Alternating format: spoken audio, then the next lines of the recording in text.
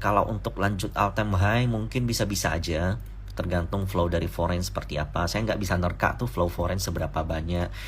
Seberapa banyak dana foreign yang mau masuk ke Indonesia, karena kan Fed ini kan pivot ya. Jadi for your information, di Desember Fed yang ada salah satu lembaga rating, ada satu analis yang lumayan diperhitungkan di foreign, di luar, namanya di option kalau saya nggak salah.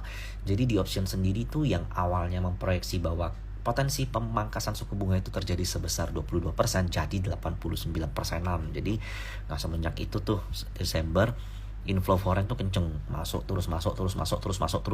Alasannya kenapa?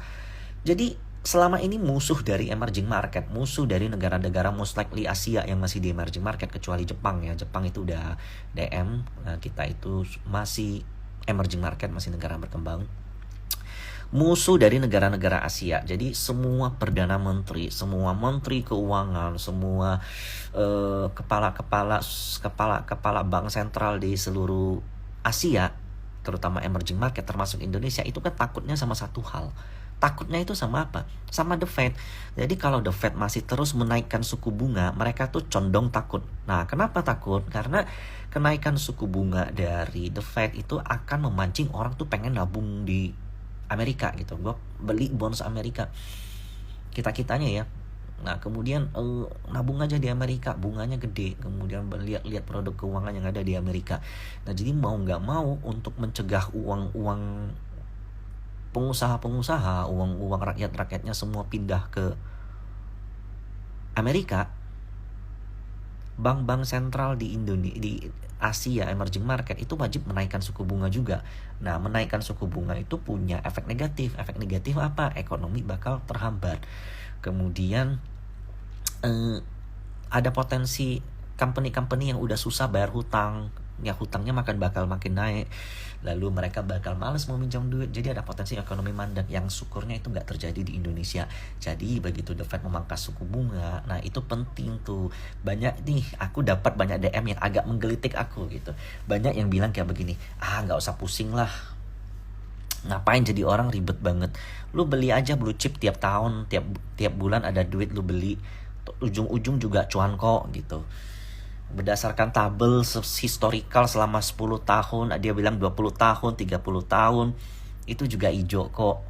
Nah, kalian lupa, ada momen-momen di mana big banks juga bisa koreksi. Ada momen-momen di mana, ya kita contoh 2020, rebound bentar, big banks juga rebound, kemudian semua pindah ke tech, kemana tuh big banksnya? Itu most likely ada yang sampai minus 20%, minus 30%. Nah, kalian masih berani hold kalau minus 30% dan all in lagi di atas. Jadi mempelajari ekonomi, nah itu bukan cuma punya relevansi dengan kita punya portofolio. Jadi belajar ekonomi ya juga jadi tambahan knowledge buat kita. Kemudian kita jadi tahu kita mau alokasikan dana kita kemana. But so far sih, I saw that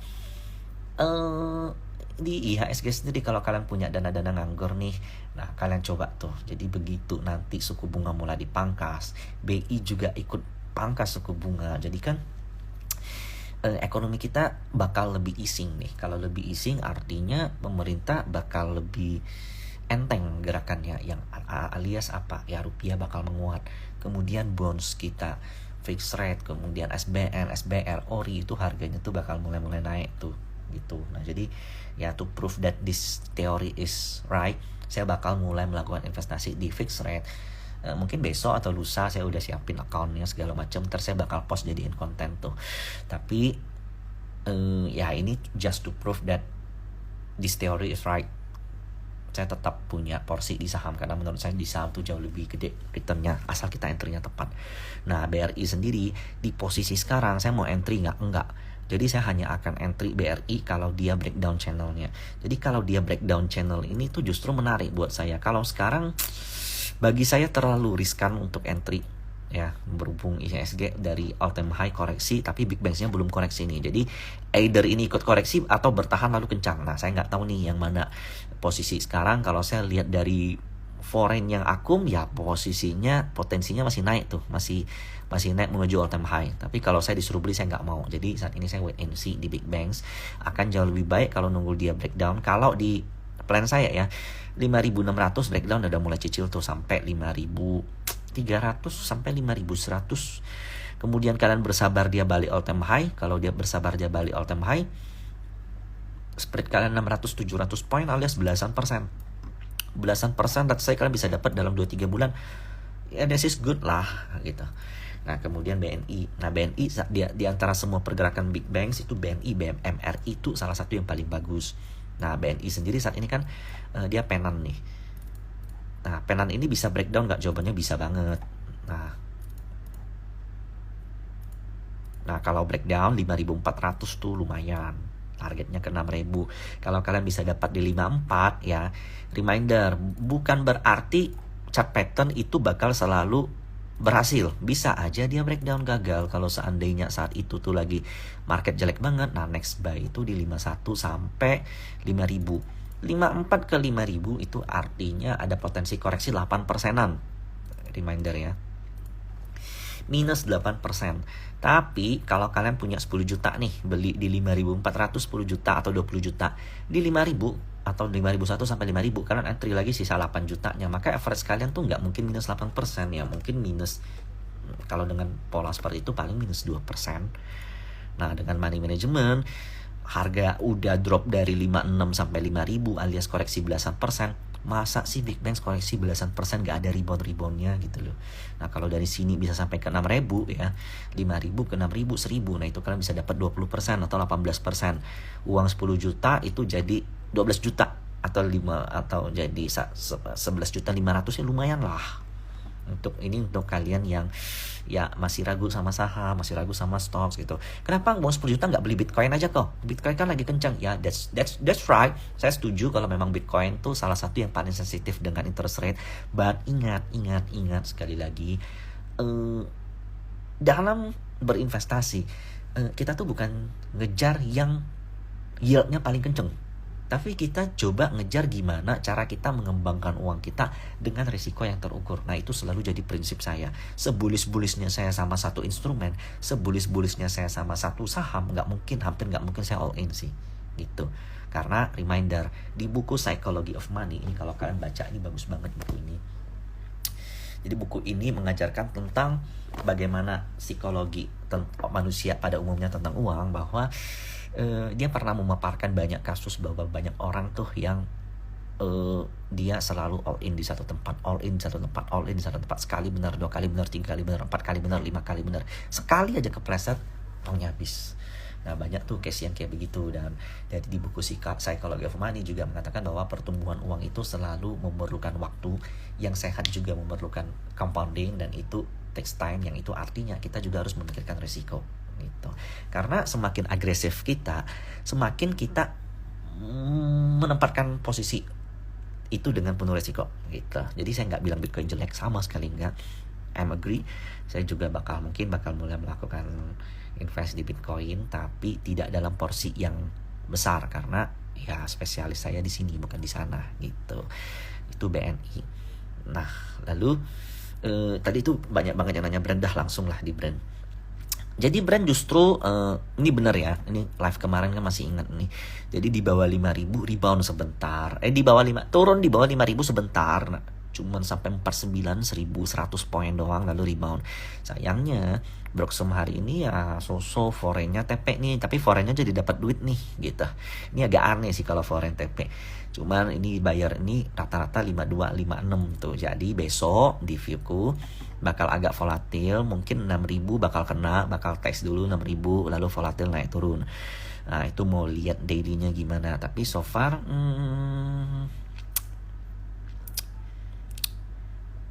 di bawah 5.000 masih boleh entry lagi untuk brand. Kalau kita lihat Broxom posisi seperti ini, dibilang bagus-bagus banget juga enggak, dibilang jelek-jelek banget juga enggak. Jadi kalau besok baru beli, aku enggak rekom. Tapi kalau seandainya besok merah tuh mendekati 5.000 atau 51, mungkin 5.000 enggak kena, tapi kita coba lihat besok lah. 51 under itu menarik lagi tuh untuk entry. Itu untuk brand. Masih bisa enggak sampai ke atas. Jadi gini, ada aturan dari MSCI yang mengatakan bahwa kalau dalam 1 tahun satu saham disuspend lebih dari 50 hari atau minimal 50 hari, maka dia nggak bisa masuk MSCI. Nah, jadi ini jadi momok nih untuk taipan-taipan, untuk konglo-konglo yang punya strategi exit strateginya di MSCI. Kenapa? Karena kalau dia naikin kenceng sekenceng di MSCI itu kan mereka kalau ngelempar saham tuh enak banget tuh. Karena diangkat tinggi-tinggi aja foreign mau masuk. Kalian tahu lah, ada satu saham yang memang saat ini tuh lagi all time high, kenceng-kenceng pun foreign masih masuk. Tapi aku nggak enak kalau bahas di sini. Nah jadi, ya kayak aman contoh. Ini contoh sukses diri lempar ke MSCI. Tuh, lihat ini semua foreign nih yang makan nih berapa triliun nih. Nah di ujung dia dapat flow 2 triliunan.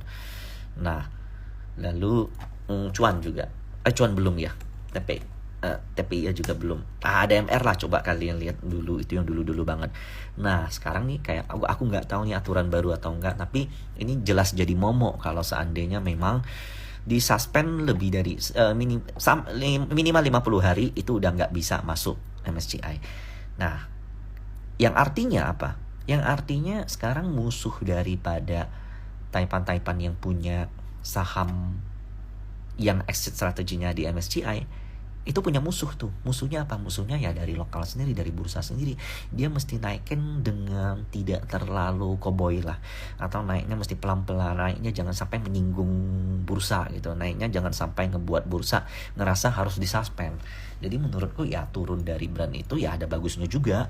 Kalau dia naik kenceng sampai di sini lalu tiba-tiba disuspend lebih dari 50 hari lalu nggak bisa masuk MSCI itu lebih berabe lagi. Ya mending seperti ini. Ya diturun naik diobok-obok terus gitu. Tapi kalau target untuk masuk MSCI, kalau kita tarik broksum dari awal dari awal kita lihat saya dari awal Oktober lah sampai sekarang. Ini gimana cara keluarnya 300 ada 500 600-an M gitu loh. Angkanya lumayan tinggi lagi. Ya paling rendah 3.300-an ya 4.400 ya inilah acuan kalian gitu. Ya 5.000, 4.000, 3 ini sih nggak usah dilihat lah 3.000-an.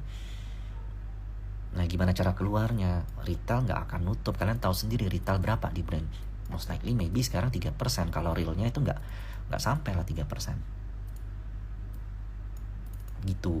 Nah jadi kalau dibilang, wah ini brand hancur, gila, ini pembunuhan massal, ini namanya menangkap uang retail, ini namanya bla bla bla. Bro, memangnya brand lu berapa gitu loh. Memangnya uang lu 100 juta, lu 1 miliar di brand? Enggak kan. Di saham-saham kayak begini lu punya 100 juta, lu masuklah 10 juta. Kalau lu masuk 10 juta atau 20 juta, dia naik beggar ya syukur. Artinya lu dapat yield 20%. Kalau seandainya lu masuk 20%, lalu dia ARB minus 25%. Artinya apa? Ya lu porto lu cuman minus berapa sih? 4% dari 20%. Ya 4% doang kan. This is all about hedging gitu loh. Namanya saham, bukan saham, namanya instrumen investasi. Mau naik dan turun tuh biasa. Cuman yang perlu kalian tahu adalah akan jauh lebih baik kalau seandainya kalian kehilangan cuan. Jadi gini, kenapa nggak all in kalau udah tahu pasti naik? Kenapa nggak all in kalau memang udah tahu ini kencang? Kalau menurut saya akan jauh lebih baik kalau kita kehilangan potensi cuan daripada kita kehilangan modal. Jadi kalau untuk yang begini-begini justru saya entry-nya nggak begitu gede. Yang gede justru yang kayak big banks, yang memang high conviction di saham-saham yang jauh lebih slow gitu. Banyak yang kayak gitu. Di apapun, di instrumen apapun, bukan cuma itu, Bitcoin. Contoh WIM deh. Jadi kan aku tuh agak miris ngelihat kalian yang ini kan WIM kan udah naik kenceng banget tuh. Belum. Begitu koreksi kalian hujat tuh siapa tuh yang jual tuh? Siapa sih? Adalah yang kalian hujat-hujat itu. Nah ini dari sini kan udah head and shoulders tuh. Nah gue mau nanya deh, memangnya WIM lu all in? Lu punya uang berapa aset lu? 100 juta, 1 miliar 1 miliar lu masuk WIM. Nah itu yang salah siapa kalau begitu? Kalau memang kalian mau all in dan itu jatuh, ya kalian udah mesti siap sama resikonya. Kalau saya sendiri all in pernah, ya lumayan sering juga. Tapi kalau dia minus udah 1% all in udah pasti saya buang. Nggak di under 1% pun udah pasti saya buang. Nah itu yang kalian mesti prepare tuh. Nanti aku ada buat satu tulisan tentang mindset. Kenapa nih banyak orang-orang berhasil di market, di investasi. Kenapa banyak orang berhasil, yang berhasil tuh itu aja. Sedikit orang, tapi yang lain tuh kebanyakan gagal. Karena sometimes ya kalau ditanya Contoh kita lihat Andri Hakim deh, sukses dia di Arto, di BBHI, di PANI. Nah kalau kita ngobrol sama Andri Hakim nih, saya sendiri lumayan pernah ketemu Andri Hakim beberapa kali, ngobrol di WhatsApp juga biasa. Dia sendiri udah punya manajemen resikonya sendiri. Jadi even pun saham yang dia miliki gagal, dia tahu kapan harus exit. Lalu kemudian kayak dia juga ada pecah dananya instrumen di tempat yang lain tapi mungkin lebih kecil. Nah kalau saya kebalikan, kalau saya udah seyakinnya paling maksimal setengah duit saya di situ, setengahnya baru saya di tempat lain. Nah itu kan kembali ke diri masing-masing. Kalau seandainya nih, kemudian aku pernah lihat tuh kayak PANI waktu itu sempat koreksi sampai gimana tuh, nah dianya disalah-salahin. Yang salah siapa tuh gitu loh, yang salah tuh kadang aku gemes gitu. Kapan sih kalian mau berubah gitu? Kapan sih kalian berstop nyalain orang lain tapi fokus sama hasil diri kalian sendiri? Aku nggak kasihan sama orang yang kalian hujat, aku kasihan sama kaliannya. Karena kalau kalian begitu terus, contoh PANI turun kalian hujat yang paling sering ngomongin PANI, WIM turun kalian hujat yang paling sering ngomongin WIM. Nanti ada apa lagi nih yang jatuh nih, brand turun nanti kalian hujat Bapak gitu loh. 5 tahun lagi pun nanti kalian bakal seperti itu. Investasi all in-nya kenapa? Ya karena katanya bisa naik kenceng. Ya karena ini kemungkinan bisa buat uang saya berlipat-lipat. Nah gitu. Tapi nggak mikir tuh, saya punya uang segini, kalau saya entry di sini semuanya, oke, uang saya mungkin bisa 2-3 kali lipat. Tapi kalau turun setengahnya atau 90% bisa hilang. Nah itu yang perlu kalian perhatiin, sehingga kalian bisa pecah-pecah tuh instrumen kalian. Kalian bisa jauh lebih kritis tuh, nyari apa yang kira-kira bagus untuk porto kalian, apa yang bagus untuk keuangan kalian, apa yang bagus untuk investasi kalian. Itu yang mesti kalian lakukan, dan itu yang udah saya lakukan selama 10 tahun. Saya nggak pernah dapat saham yang 200%, 300%, itu to be honest, nggak pernah. Tapi saya nggak pernah kehilangan uang saya lebih dari 20%. Nah, dengan mindset yang seperti ini, dan setelah saya baca buku Cycle of Money, I think this is the right strategy for me. Belum tentu untuk kalian. Oke? Thank you. Nah kan, mulai ada tuh kan yang bilang tukang pom-pom itu nggak pom-pom. Itu menurutku nggak pom-pom, biasa aja. Kalian aja yang gimana gitu. Lalu ini ada yang bilang nih, brand lanjut ARB. That's right, nggak ada masalah. Lalu kayak Pilpres tuh, semua ada paslon yang hujat begini diserang, ada paslon yang ngomong agak aneh diserang. Coba deh next time kalian tuh berhenti fokus sama orang. Aku juga paling kesel ngelihat kayak pembahasan di grup saham ya, kebanyakan bahas orangnya. Ya kan, banyak kan kalian ya begitu kan. Ada grup saham ngebahas ini, wah itu ownernya begini, wah ownernya sombong ya, wah ownernya begini ya, wah ownernya salah tuh, ownernya cut loss tuh. Bro, lu akun gosip ya, atau trader? Lu penggosip atau investor? Investor tuh harusnya ngomongin saham lah, ngomongin owner, ngomongin strategi, bukan ngomongin tentang orang-orang yang berperilaku di sana gitu. Coba, come on, be wise bro. Nah kemudian kita bahas tadi Big Bang sudah ya sebagian ya. Lalu BRIS ini cukup menarik. Jadi BRIS kalau aku lihat tuh dari ini udah agak lama nih aku buat tuh, dia tuh ada inverted head and shoulders. Jadi biasa nih ya, ini aku agak jujur nih ya sama kalian ya. Yang nge-DM aku kan banyak juga nih tiap hari, aku minta maaf banget. Sometimes aku bisa baca, sometimes enggak. Jadi ada yang nge-DM, kok si ini ngomongin lu tuh. Gue langsung damprat dia. Memangnya kenapa kalau dia ngomongin saya? Kamu mau ngadu domba? Karena saya nggak peduli gitu loh. Ada juga yang DM nih, kok si ini bertengkar sama ini, kok nggak ada urusan. Saya nggak mau kayak, yuk kalau ada saham yang bagus mau dibahas ayo gitu. Tapi kalau ngebahas orang buat apa sih, nggak capek gitu. Market aja udah bikin capek cuy. Kalau memang kalian nggak bisa cari cuan di market dan capek, cobalah cari kegiatan yang lebih sehat dibanding dengan ngebahas-bahas orang gitu. Nah jadi BRIS ya,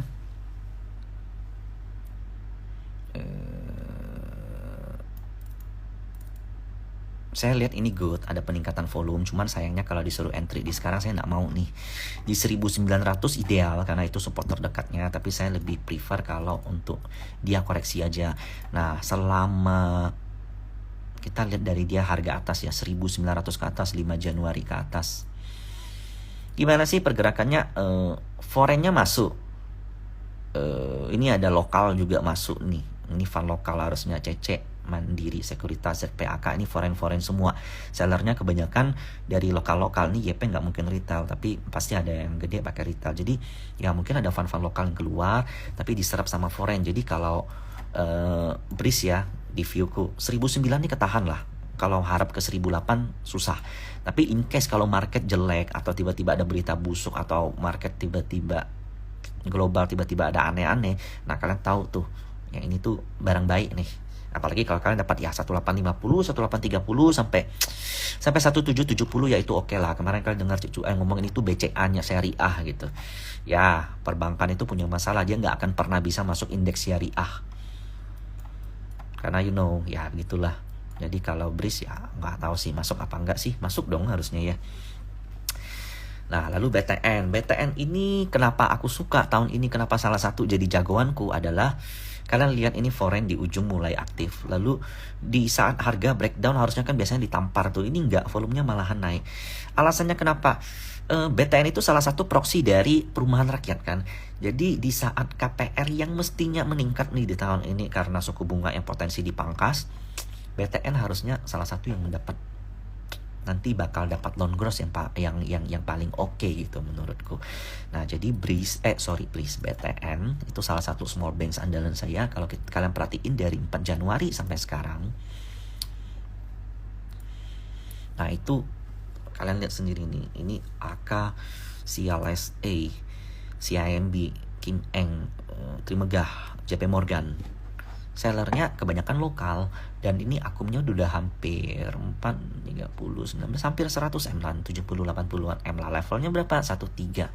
Kita lihat saya rata-rata ini 1300. Jadi kalau seandainya BTN koreksi ini 13 sampai 1260 MA 200 tuh udah bonus banget sih.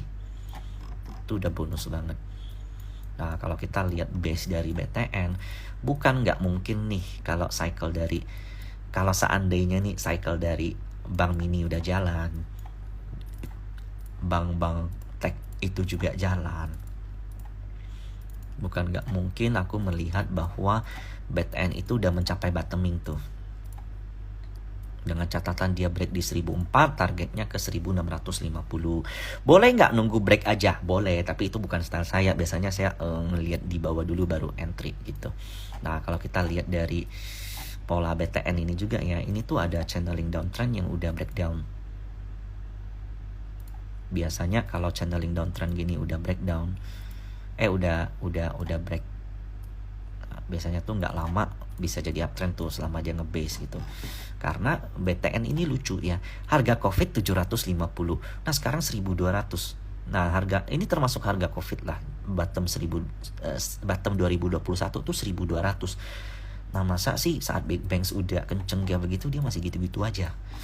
Jadi kayak mesti ini base ini udah nggak nge-create nih belum harusnya. Nah, batas resikonya berapa? 1200 lah untuk BTN. BTN katanya akan merger dengan Mualamat. Ya, kita coba lihat lah ya bener apa enggak. Tapi yang pasti yang udah jelas tuh kayak BNGA, lalu ada satu lagi apa?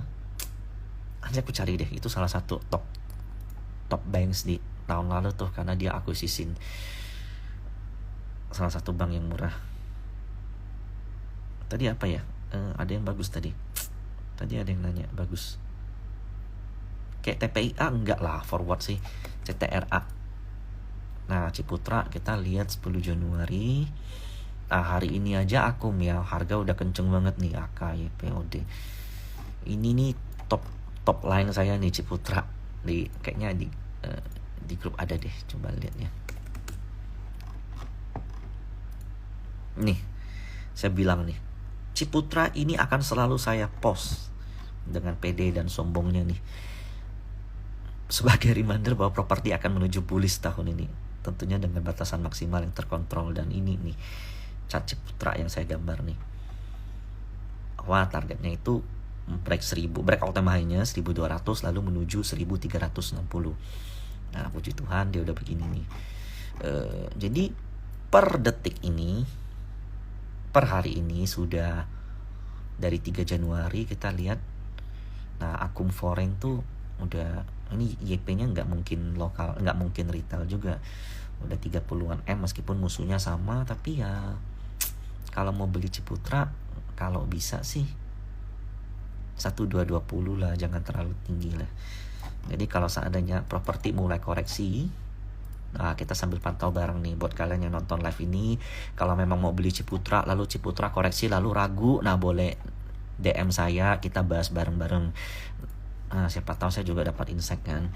Kita lihat koreksinya low volume gak, lalu forenya, TP-nya barangnya udah habis belum kira-kira. Nah itu kan bisa gambaran kasar bisa dihitung, tapi presisi banget sih enggak. Tapi target Ciputra ya 1400 lah. Oh sorry, ini enggak all time high ya. All time high-nya tuh 1350. Oh sorry, enggak. All time high-nya Ciputra tuh 1700-an tuh. Ini tahun 2016. Nah jadi ya ruang upside-nya tuh masih ada tuh. Mesti nih. Nah lalu Sumarekon. Nah Sumarekon sama nih dengan Ciputra. Cuman menurutku ya lebih peluang Sumarekon ya. Jadi proxy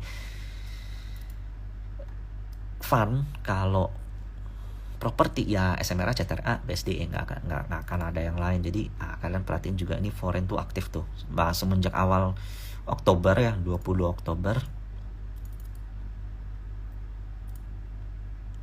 Foreignnya tuh udah di 30-60 BQ. Cuman sayang lokalnya keluar terus tuh, lokalnya nggak pede. Kalau dilihat ya, ini lokal keluar ya quite good lah 580. Ini ada AZ bisa keluar 580, 60-an M itu hebat loh. 60-an M bisa keluar di Sumarekon.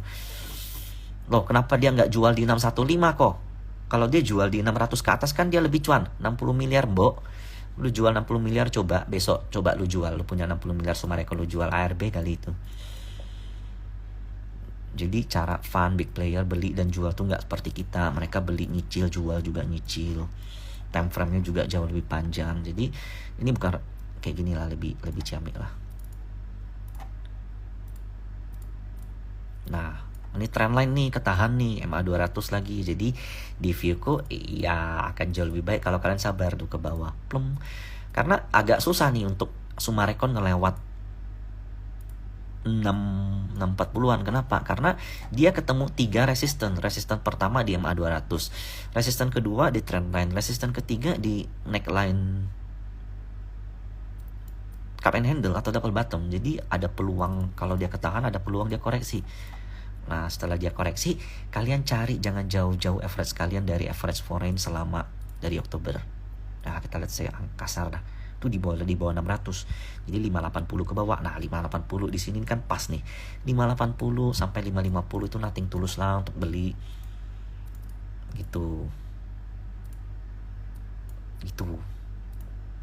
Oke. Nah targetnya ke 7,5. Kalau dia bisa lewat 7,5, nah itu lebih kenceng lagi. Karena itu artinya dia udah berhasil ngelewatin box ini.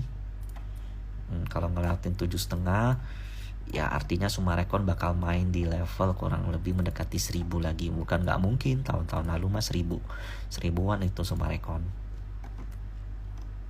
Properti ini kan kena hit dari suku bunga yang tinggi. Yang kedua adalah COVID. Jadi begitu COVID lebih banyak yang work from home, kemudian rumah-rumah banyak yang nggak laku, kantor-kantor banyak yang nggak laku. Jadi ini kayak proses balancing lah antara. Jadi kan pasti ada fund yang punya analisa bahwa properti bullish. Ada yang bilang properti bearish karena work from home segala macam. Nah selama setahun 2 tahun ini tuh proses balancing antara seller dan buyer, dan ini udah mulai kelihatan bottom-bottomnya nih gitu.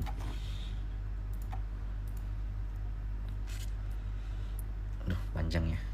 Humi. Aku nggak ngerti saham-saham kayak gini, kalau bahas pun aku nggak paham. Nggak ngerti. Ini geraknya kayak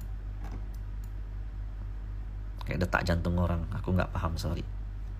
Nah Excel kalau dibicarain ininya kan masalah mergernya ya. Jadi katalis utamanya tuh mergernya. Hari ini ada siapa nih foreign keluar lumayan hari ini. Ini aneh nih. Ini ada RX keluar 61-an bio. Ini kebelet keluar apa gimana, atau rebalancing atau apa, aku nggak tahu. Tapi ya lumayan ada yang serap. Ya kalau dihitung Bentar ya, 15, 7, 6, 6.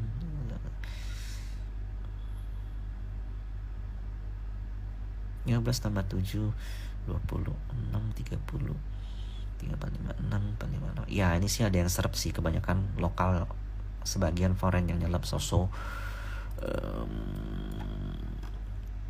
Kalau kita lihat Excel, akun foreign di sini tuh gagal, habis itu turun.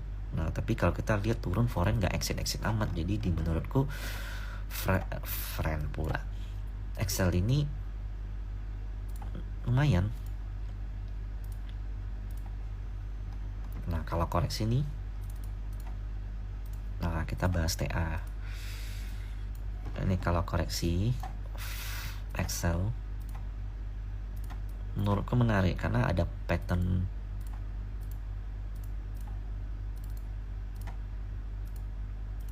sampo kesukaan kita. Sampai 2000 tuh menarik tuh. Oke, nah di bawah 2000 menurutku better waspada. BBYB.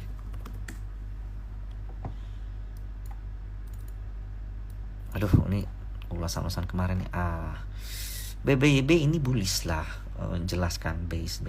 Cuman saat ini untuk maksimal resikonya adalah 4, ya pakai MA 200 ini 426, 430 kurang lebih.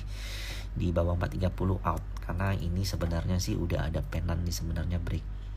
Hitungannya good. Jadi sideways dulu. Kalau Arto naik, nah biasanya BBYB ikut naik. Hari ini Arto kan lumayan ya.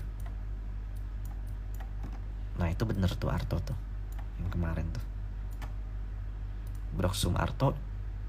Hari ini juga bagus nih, ZP beli sendiri 14M 3245. Bayangkan, ini jelek nih cara ini apa?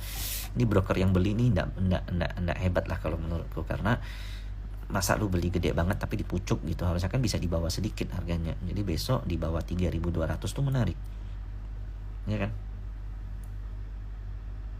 Nah kita coba lihat yang di Akum hari ini. Aku udah rangkumkan ini yang hari ini di Akum, tapi Akum hari ini bukan berarti besok jalan, cuman itu pertanda kalau ya ini perlu di adjust lagi 1 minggu, 2 minggu, 3 minggu.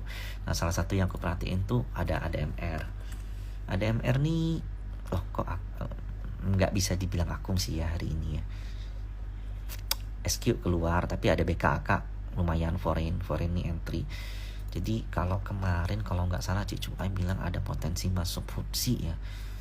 Ya itu make sense. Kenapa make sense? Karena foreignnya dari kemarin tuh gede. Tapi ada flow foreign bukan berarti dia bakal naik terus, karena bisa aja ada seller yang kebelet keluar kan.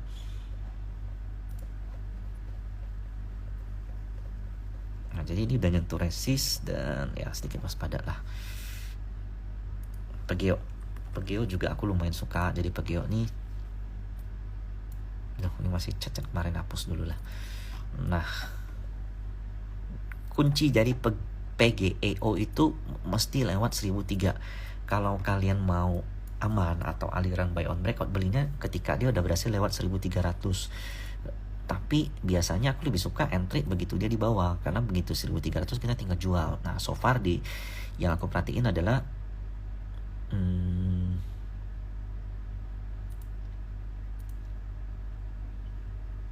PGEO dari 1 Januari ya, itu ada AK, BB, CP masuk gede banget.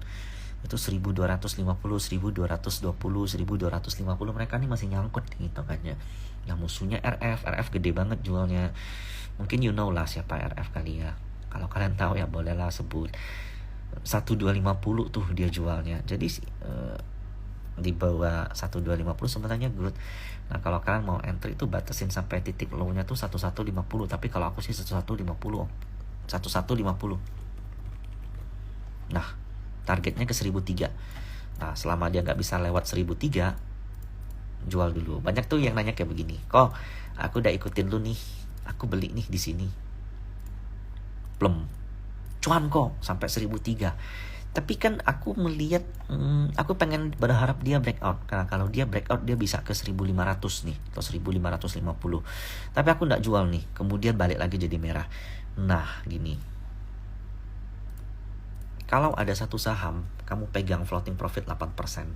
Dia turun sisa 7% mungkin kamu tenang. 6% kamu tenang. 5% biasanya saya TP. Kemudian turun sisa 4%. Setelah kita TP ya. Kalau kita hitung dari modal kita.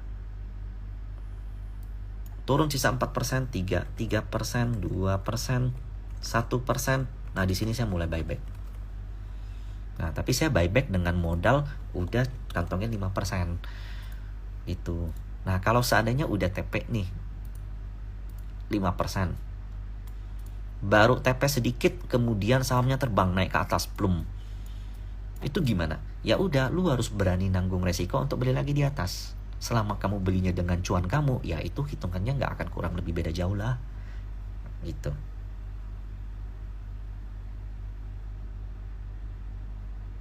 Ada saham lain maybe yang mau dibahas. ICBP tuh aku agak penasaran sih kenapa belakangan naik terus ya. Dan akunnya tuh bagus. Apakah ini sekedar pergerakan foreign yang defensif atau memang ini pergerakan fund defensif di ICBP atau memang foreign ada exposure ke Indomie gitu. Aku nggak paham. Tapi ini bullish. 11.500 sih kena, tapi aku nggak ikutin. Nah, kalau kita lihat, nah kita tarik dari inilah ya. 17 Oktober. Kita lihat kasar. Ini foreignnya keluar, tapi ada RX sama LG yang counternya di harga 10.700, sellernya 10.600 ya. Jadi yang counter ini jauh lebih berani daripada yang seller. Nah, kenapa aku nggak paham juga sih. Tapi kalau dibilang TA-nya bagus nggak, bagus ini. Ada ngomong auto, yes, auto tuh bagus. Lumayan. Belakangan foreign ngumpulin. Lalu kalau kita bicara kemarin kan tahun lalu kan naiknya kenceng tuh. Nah, kalau kita lihat Fibonacci biasanya tuh. Jadi koreksinya auto itu di Fibonacci kurang lebih 61 nih golden ratio nih. Dan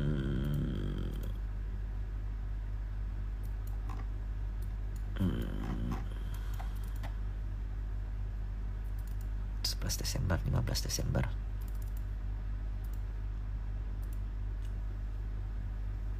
So-so lah, dibilang bagus-bagus banget enggak, tapi dibilang udah mereda sellernya iya.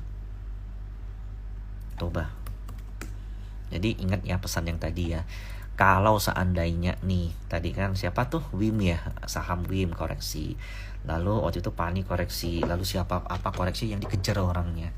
Lah, wong salah lu sendiri. Kalau seandainya kamu masuk, kamu all in, lalu kamu nggak siap nanggung koreksi, nggak siap nanggung resikonya, holding power kalian berbeda, lo kalian salahin orangnya. Ya mestinya uangmu tuh tanggung jawabmu. Kalau memang seandainya ada satu orang yang super bullish banget di satu saham, dia berani all in di situ. Begitu itu drop ya dia berani tanggung resiko di situ. Kamu berani nggak? Kamu punya uang 100 juta. Kamu melihat gini nih. Wah, ada satu influencer nih bilang saham ini potensi naik 5 bagger. Gue punya 100 juta jadi 500 juta. Lumayan nih bisa beli CRV, bisa beli Pajero. Kalian masuk tuh 100 juta. Lalu koreksi 50%. Sisa 50 juta. Kalian maki-maki influencernya. Wong, kalau dia masuk 1M pun ternyata uangnya 5M. Itu artinya cuma 20% aset dia. Itu rugi 50% pun itu hanya sekedar mungkin berarti 10% dari aset dia. Nah, jadi pecah resiko itu penting. Jadi buat kalian yang sering marah-marah kalau seandainya gagal atau fail, saya nggak kasihan sama orang yang kalian marah. Saya lebih kasihan sama kalian.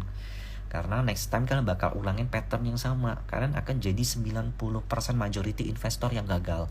Sementara 10% yang sukses itu most likely punya risk management masing-masing. Mereka enggak nama, mereka enggak siramin, mereka enggak kasih pupuk ke rasa tamak mereka. Mereka enggak pelihara, mereka punya rasa serakah. Gitu. Toba nih lumayan ya. Enggak jelek. Ya lumayan lah. Ketahan di atas 280 bagus lah. Aces memang menarik. Aces tuh grupku beli di 7 berapa ya? Bentar aku coba kasih lihat ya. Nih 730 720 tuh. Berlaku 2 minggu. 730, 700 itu di Januari tanggal 4. Nah, ini Januari tanggal 4 tuh, dapat tuh sampai 725 tuh. Lalu kenceng. Nah, jadi most likely aku perhatiin banyak retailers yang lumayan naiknya. Mayora, ICBP, Asus, MAPA bahkan all time high tadi. Ya, apakah karena menjelang pemilu ada banyak dana yang cair, kemudian banyak partisipan pemilu yang dapat dana lumayan dan itu bakal digunakan untuk belanja? Ya itu cuman asumsi, tapi whatever is it, flow-nya bagus hari ini. Kita lihat hari ini doang ya. Nah, hari ini aja YU ya, ini foreign mestinya. PD itu beli akum sendiri tuh 8 eman. Nah, target dari Aceh sendiri 800 lah. Cuman hari ini ada seller tuh. Sellernya lumayan gede. Tadi itu aku sempat menangkap flow-nya di 77. Di awal-awal lapas kuning tuh flow-nya bagus. Harusnya ke 800 tapi kayaknya marketnya enggak confident. Ada seller muncul tapi di viewku ya ini supportnya udah 740, target 800. Enggak kenceng-kenceng sih, enggak kayak zaman 2020 lah. Retailers yang lain?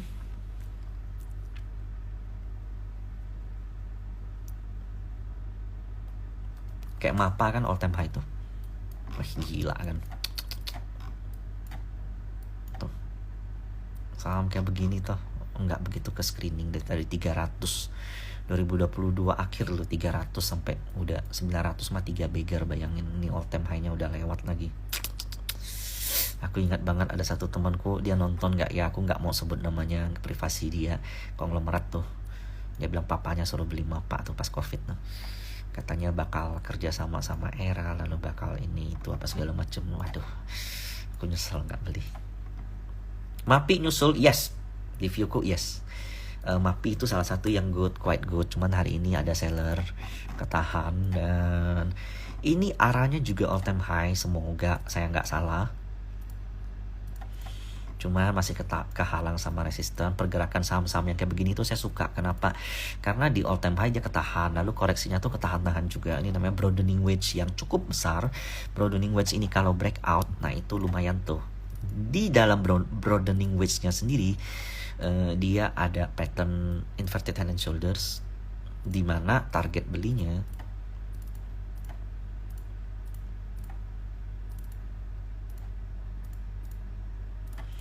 hmm, 1800.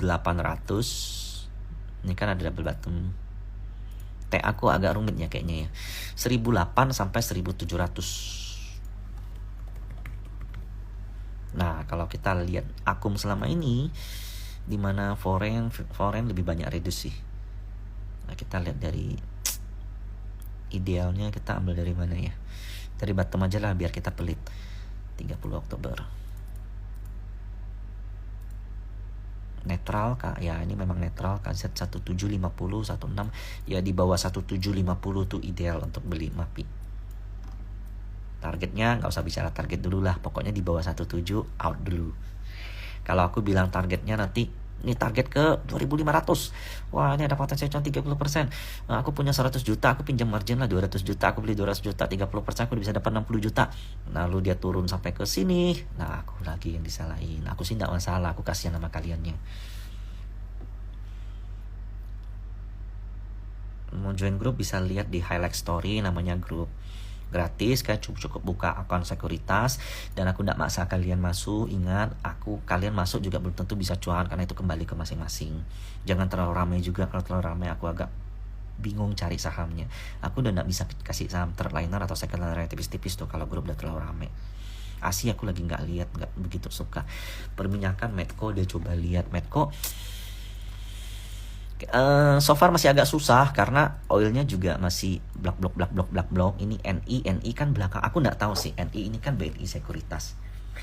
Belakangan NI itu banyak dipakai mungkin sama BUMN, Dapen ataupun fund-fund lain, karena di NI itu ada siapa gitu ya, ada baru perpindahan, jadi mungkin sales-salesnya pindah, analis-analisnya pindah, jadi itu banyak flow yang datang dari NI, itu satu. Yang kedua BK, ini foreign jelas, YU, ZP, jadi foreign yang kemarin-kemarin TP hari ini masuk. Dan Medco sendiri sebenarnya targetku areal buy itu sampai ini udah nggak ada gap sih, ya areal gap itu ya sampai 1050, 1180 udah boleh mulai entry. Nah, targetnya ke 1400 Medco. Nah, ini base-nya udah lumayan. Dan Medco ini kan anak usahanya kan kemarin aman, IPO kan kenceng nih. Nah, di sini tuh kenceng. Lalu koleksi balik ke harga ini. Menurutku ini nothing tulus ya kalau kita mau beli ya gitu loh. Ini udah harga diskon banget. Cuman harga diskon bukan berarti nggak bisa lebih diskon. Jadi tiap entry ya kalian batasi resiko lah. Kalian masuk 5 saham. Tiap saham entry-nya maksimal 5%. Kalau kalian loss pun nggak akan kemana. Jadi mau brand ARB, mau saham lain yang kalian entry pun ARB, mau kalian jelek-jelekin sampai gimana pun selama kalian entry-nya terukur, nggak akan jadi masalah. Nggak perlu dibesar-besarkan, nggak perlu dilebay-lebaykan. Saya kasihan yang lebay-lebayin kayak gitu. Apalagi kalian nyerang-nyerang orang-orang yang sering ngepostnya, nyerang-nyerang influencernya. Saya kasihan sama kaliannya. ISSP tuh sebenarnya company-nya oke ya, karena jadi ini tuh termasuk salah satu yang diuntungkan dari aku punya report yang ntar aku bakal kasih lihat deh. Cuman sayangnya karena terlalu tipis aku tidak berurusan dengan ISSP. Kalau kita lihat weekly, dia tuh punya pattern yang bagus tuh. Pattern ini namanya pattern siap nyeruduk banteng nih. 360 mah kena lah. Tapi kalau kita logically kita bicara pattern, ini inverted head and shoulders. Kalau week ini volumenya gede dan rame, maka ini valid nih inverted head and shoulders, dan artinya bergerak menuju uptrend. Nah, volumenya hari ini gede nggak ya? Wah, ini salah satu yang paling gede. Jadi menurutku ISSP kita bicara teoretikal,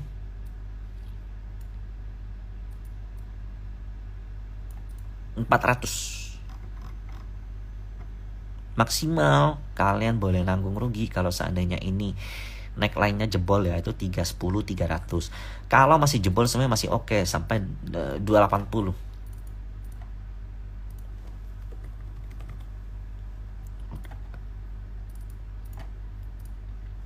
Aku ada report ISSP. Waktu itu aku dikasih banyak banget alasan kenapa dia potensi naik. Cuman aku enggak ini karena terlalu tipis.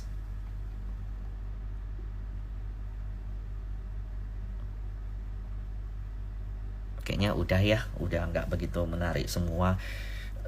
Ini ISSP, lu nanya ISSP gimana sih? SMDR. Enggak deh kayaknya. Enggak berani deh. Wih, Rami nanya Sema. Kalau Rami nanya ini biasanya ada sesuatu nih. Ada apa nih, Ram?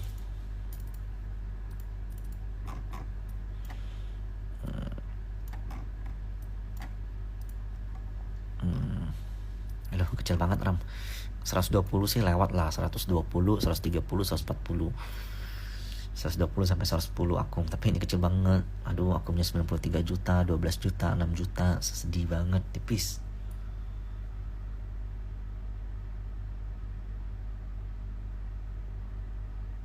Oke, kayaknya udah. Aku ucapin selamat malam dan moga-moga aku bisa sering begini sama kalian, ngobrol sama kalian, kasih insight sama kalian. Dan kalian please kalau seandainya ada saham yang bagus atau yang mau ditanyain, atau kalian let's say ada sangkut-sangkut sama apa, ragu, nggak punya conviction, boleh DM aku juga perlu insight dari kalian. Aku juga perlu